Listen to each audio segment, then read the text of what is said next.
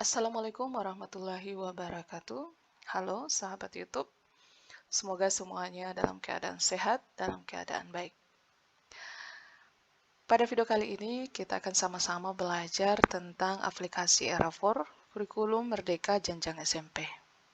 Sebagaimana yang terlihat di dalam layar Bapak Ibu sekalian, di sini telah ditampilkan halaman daripada aplikasi Era4 ini. Bisa dilihat bersama. Di sini ada halaman masuk, ya.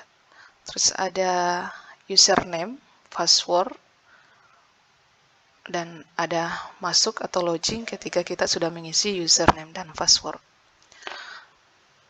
Nah, bagaimana sih sebenarnya penginputan data Era4 ini? Yuk kita lihat bersama-sama.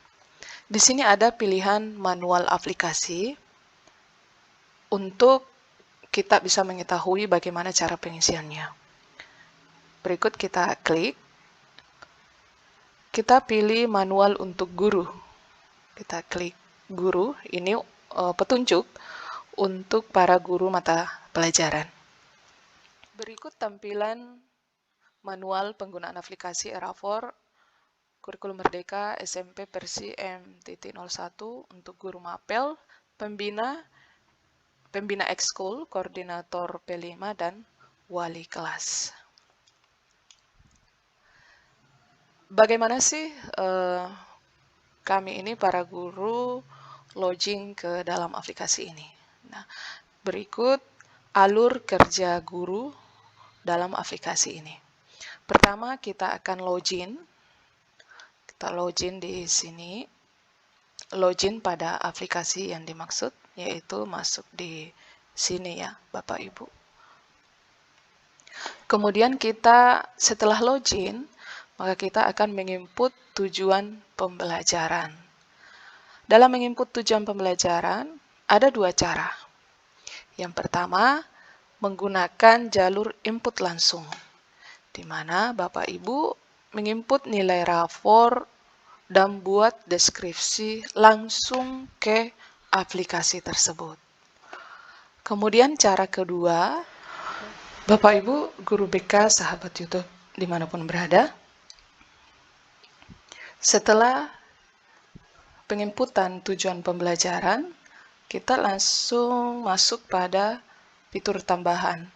Di dalam fitur tambahan ini ada cek status penilaian dan cek capaian nilai rapor, yang nantinya Bapak Ibu akan melihat langsung pada aplikasi. Kemudian lanjut pada input nilai ekskul, khusus pembina ekskul, dan impor nilai P5 khusus koordinator P5, dan input data rapor khusus wali kelas. Ya. Demikianlah alur kerja guru dalam hal login ke aplikasi Era4 KM. Berikutnya, bagaimana sih cara login sebagai guru? Nah, di sini dijelaskan bahwa silahkan buka aplikasi Era4 dengan menggunakan browser, misalnya Google Chrome. Seperti ini, Bapak Ibu, aplikasinya.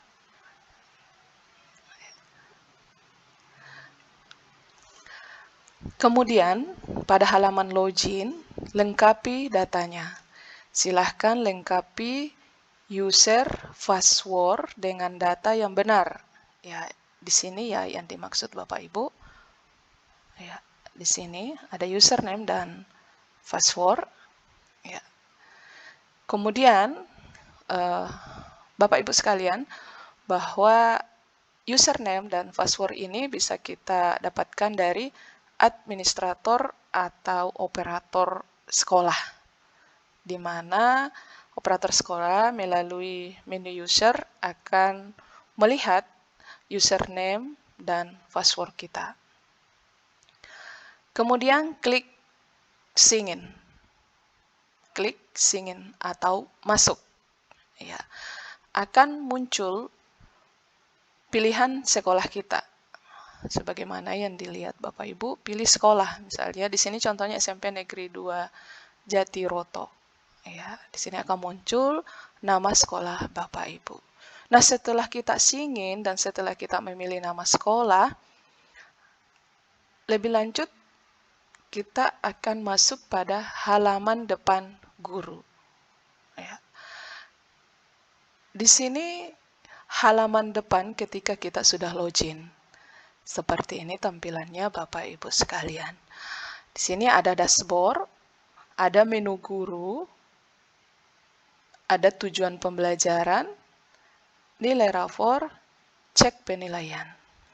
Di dashboard ini atau halaman pertama ada rekap data, di mana Bapak Ibu mengetahui jumlah siswa, jumlah kelas, jumlah mapel, jumlah deskripsi, jumlah nilai rapor, dan jumlah siswa yang masuk dalam ekskul.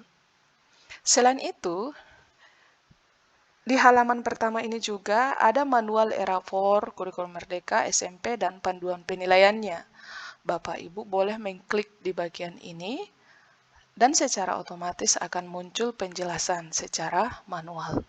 Jadi secara otomatis Bapak Ibu akan dipandu untuk mengisinya. Setelah itu, kita masuk pada input tujuan pembelajaran. Ya. Langkah pertama yang dilakukan oleh guru adalah input tujuan pembelajaran. Tujuan pembelajaran ini akan menjadi dasar dalam penyusunan deskripsi. Untuk proses input cukup dilakukan oleh satu orang guru mapel yang mengajar pada tingkat yang sama. Maksudnya Bapak Ibu, apabila di kelas 7 ada 2 guru yang sama, misalnya 2 guru mata pelajaran IPA, maka cukup 1 guru saja yang menginput TP-nya. Contoh seperti ini Bapak Ibu. Ya. Di sini pertama kita input tujuan pembelajaran. Ya. Kita input tujuan pembelajaran, pilih mapel. Contoh mapel ilmu pengetahuan alam. Di sini fase D tingkat 7 semester 1. Setelah semua kita input, kita masuk pada tujuan pembelajaran. Kita menginputnya Bapak Ibu di kolom ini. Ingat, tujuan pembelajaran ini kita isi maksimal 100 karakter. Ya. Contoh pada pelajaran IPA, tujuan pembelajarannya yaitu melakukan pengukuran dengan berbagai jenis alat ukur. Ada 4 contoh di sini Bapak Ibu. Nah, setelah semuanya kita input, kita masuk pada langkah kedua. Apa sih yang akan kita lakukan pada langkah kedua ini? Ya. Yaitu simpan data. Setelah semua deskripsi kita input, maka kita akan simpan data. Nah, secara otomatis tujuan pembelajaran yang kita sudah input akan tersimpan. Nah, setelah itu, apa yang harus dilakukan kembali? Ya.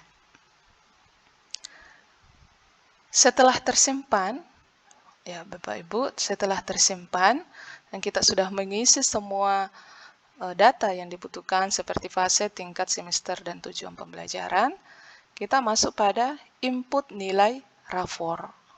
Ya.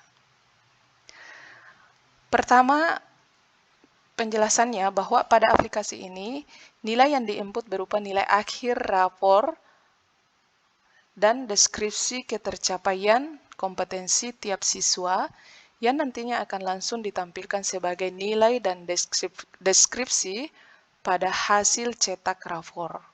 Ya. Jadi Bapak Ibu, deskripsi dan nilai yang kita masukkan di sini, maka otomatis akan dicetak.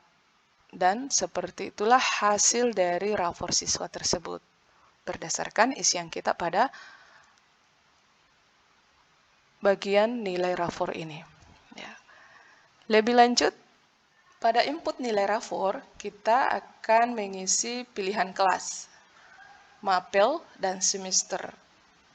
Kemudian, kita masuk pada pengisian. Bapak Ibu sahabat YouTube, di sini ada nama siswa. Nama siswa dan identitasnya ini otomatis akan muncul ketika kita memilih kelas, karena data atau aplikasi ini sudah connect dengan data Dapodik sekolah. Namun yang belum ada adalah nilai. Di sini Bapak Ibu akan mengisi nilai berdasarkan nilai yang diperoleh dari hasil belajar peserta didik kita selama 1 semester. Kemudian Bapak Ibu akan mencentang atau mengisi deskripsinya, di mana deskripsi ini sesuai dengan tujuan pembelajaran yang telah diinput tadi. Nah, di sini akan muncul tujuan pembelajaran yang diukur dan apakah sudah tercapai dengan optimal. Ya, setiap siswa akan muncul deskripsinya. Kemudian di sebelah paling kanan ada tujuan pembelajaran yang diukur dan perlu peningkatan. Nah, di sini juga akan muncul selain dari tujuan yang sudah dicapai, juga akan muncul tujuan yang perlu ditingkatkan. Jadi sangat jelas Bapak Ibu apa-apa yang sudah materi apa yang sudah mengalami peningkatan pada anak dan materi apa yang perlu peningkatan lebih lanjut. Ya. Berikutnya, input nilai rapor. Ya. Bapak Ibu, setelah pengisian data-data, maka kita masuk pada input nilai rapor.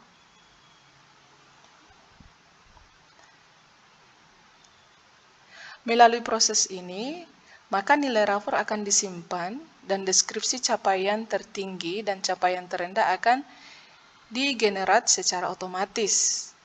Untuk menampilkan dan mengubah deskripsi yang dihasilkan, silahkan klik tombol Lihat dan Edit Deskripsi, sehingga akan tampil from input nilai dan deskripsi seperti gambar di samping.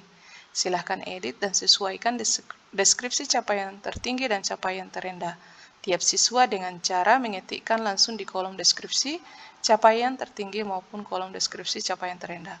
Klik simpan data nilai untuk menyimpan data tersebut. Nah, bagaimana sih yang dimaksud? Ya, ini dia Bapak Ibu. Di sini, jika ada hal yang mungkin perlu kita revisi atau kita ubah, maka bisa Bapak Ibu lihat pada nomor 1 ini, lihat dan edit ketercapaian tujuan pembelajaran atau TP.